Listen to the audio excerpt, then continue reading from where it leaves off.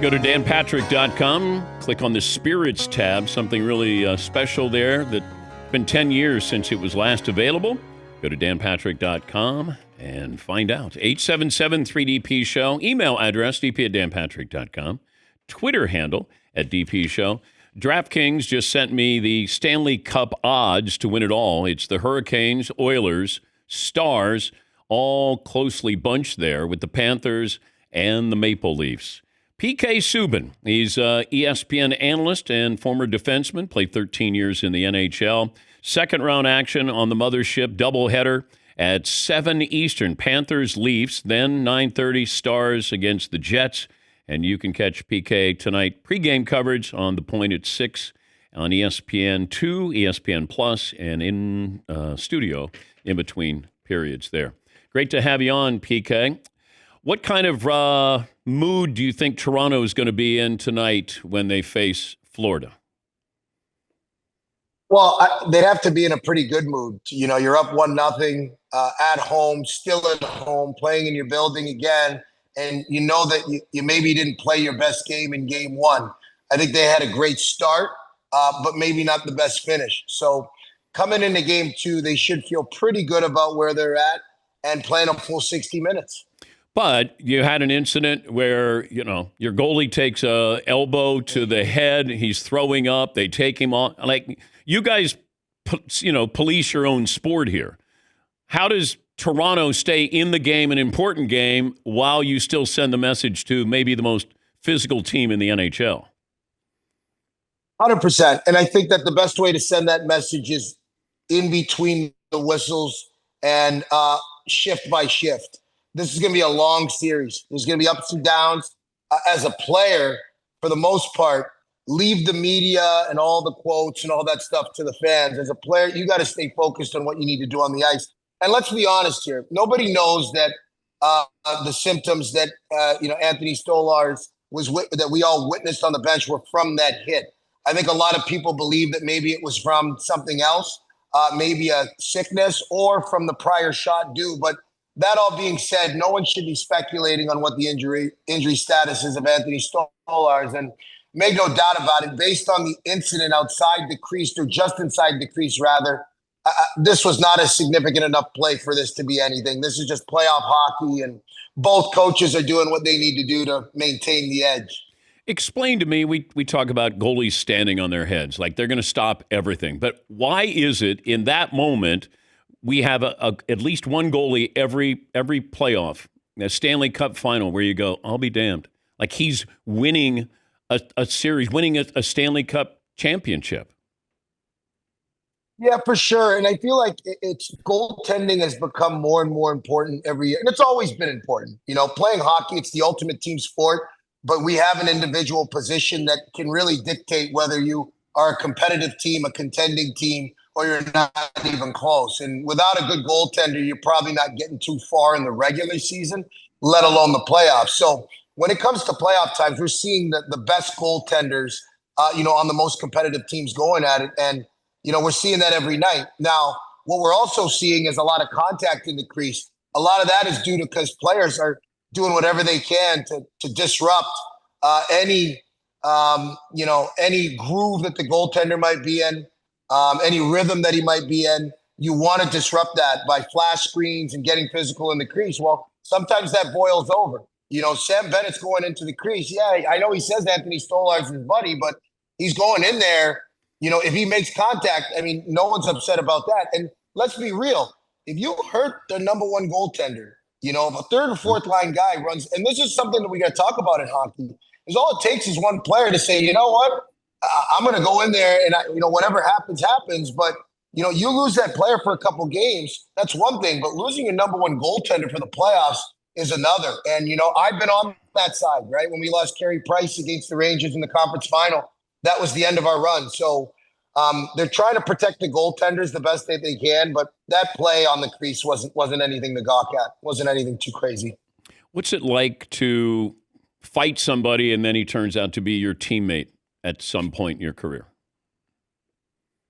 Happens a lot in hockey. This is what makes our sport so special. And, Brian Burke says the hockey fraternity is the best fraternity in all of sports. And I believe him but it starts for that simple reason. We are the only sport where you can fight a guy and the next day literally be sitting at the bar having a beer with him after playing a full 60 minutes and fighting next to him, right? So we're the only sport that does that.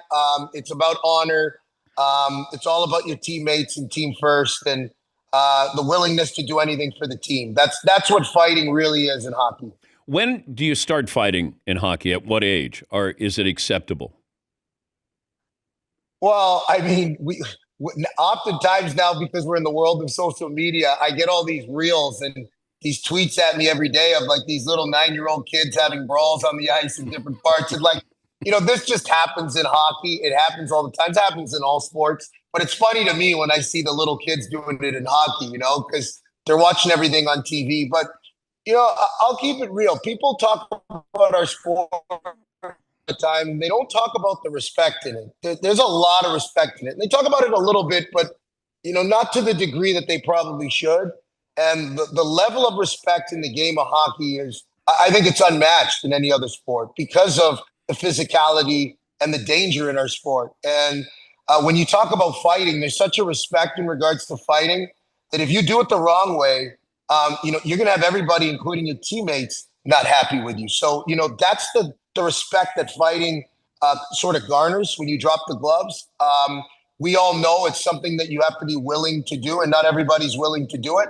So I think for kids, it's not in the forefront for them. We stress skill and talent because you got to entertain at the end of the day. This is sports entertainment. So the fighting part, is a part of the game, but the entertainment goes way up, right? The entertainment, though, has to meet the skill as well. So we got to have a balance of both. And I think we have that in the league. But fighting for me doesn't really start until the kids are about 14 or 15. Usually once you get to junior, and even then it's like a choice. If you don't want to fight, you don't have to. PK Subban of the Mothership, ESPN analyst, and second round playoff action coming up tonight. It's a doubleheader. It's the Maple Leafs, Panthers, and then it'll be the Dallas Stars, Winnipeg Jets. Playoff scoring is up again. I think this might be the fifth consecutive year playoff scoring is going up. Why is that? I think it's the style of play, the way teams are built. Obviously, it's the way the game is policed as well with officiating. You can't hook and hold anymore. You can't clutch and grab. You can't cross-check. You can't do all those things as a defenseman, to impede players. Guys are also coming into the league way more skilled. When I came into the league, you knew that their third and fourth line probably weren't scoring any goals. They could run around and hit, but now you've got goal scorers and multi-point guys on the third and fourth line. I was just talking about this last night about Edmonton with, Corey Perry scoring that beautiful goal on that passing play with McDavid. But Corey Perry was a 50-goal scorer in the OHL. Like, Corey Perry was a 100-point guy in the OHL. Corey Perry's a former MVP, a Stanley Cup champion, playing on the fourth line and up and down their lineup. And when you look at the Detroit Red Wings back in the day, Kirk Maltby, Darren McCarthy, excuse me, I'm missing another name here, but they had Danny Cleary. They had a bunch of guys that played those roles, those third and fourth line roles when they got to the NHL, but were skilled players in junior hockey. So I think there's a lot more talent in the league, a lot more skill. There's way more parity in the game, which challenges teams. I think the star players have to do a lot more every night, which is more difficult to do. So, and there's more teams now, so you have more skilled players. So I think there's no off nights now. You could circle your, calendar and for the games that were point nights, even in the playoffs, you knew that you were playing against teams that were going to give up a lot. Now it's just difficult to do that. You got to play a disciplined game, and you got to have skilled players that can check both sides of the puck. And I think we're seeing the game at probably its highest point in a long time. I'll let you start your team with Sid Crosby or Alex Ovechkin. Sidney Crosby. First of all, I'll always take a Canadian player over any country. I am Canadian. This is our sport, folks. I know I work for ESPN in America, but hockey is our sport. So I'm always going to go with the Canadian. But, I'll say this about both Sidney Crosby and Alex Ovechkin. I mean, how lucky was the NHL to have two ambassadors like that? over the past 2 decades. And we're hoping to have him around a lot longer too. Neither of them is slowing down, and you can see the age, but the performance hasn't really dropped that much. And they're premier athletes, premier professionals, and most of all, premier people, the way they've represented the game. So to have either or of those guys would be a huge win. They're both champions. Like I said, great ambassadors, great teammates. But I'm going with Sidney Crosby. To me, he's the best all-around player in my generation. He's a winner. He's a champion. And once again, he's got that Canadian maple syrup running through his veins. That's the X Factor, Dan. Utah has their nickname. Is it the Mammoth? Yeah. Did I see that? Yeah. Is it the Mammoth? Yeah. What do you think? Okay. What do you think of that? I kind of like the Utah Hockey Club. You like the Utah Hockey Club? Me too. I did like it. I did like it just playing. It was starting to grow on me, especially towards the end. But, I will say this, Dan, as a fan, because I still consider myself a big sports fan. That's why I do this now, is that I'm a fan of sports. Is that the fan does love those logos. They like having that logo, like the Chicago Blackhawks logo, to have that. That's the best logo. That's the best logo in sports. It is. And I think for Utah, they want the opportunity to create something iconic. So I understand having a proper name and a proper logo. I get that, but I share that with you, dude. I'm the same way. I loved Utah Hockey Club. I love the simplicity of it. I did. In basketball, you guard guys, like, guys who guard Michael or Larry or Kobe. And in hockey, we don't really kind of single out. It's a one-on-one matchup there. It's like us against them. But how often do you have those one-on-one moments? Like with Ovechkin, how often did you have a one-on-one where it's like, this might not end well? Oh my God, it's such a great question. Hockey is a sport of one-on-one battles. It's all about one-on-one battles. If you watch the game of hockey, it's one-on-one battles all over the ice. It's a team sport, but you have to beat the guy across the line from you.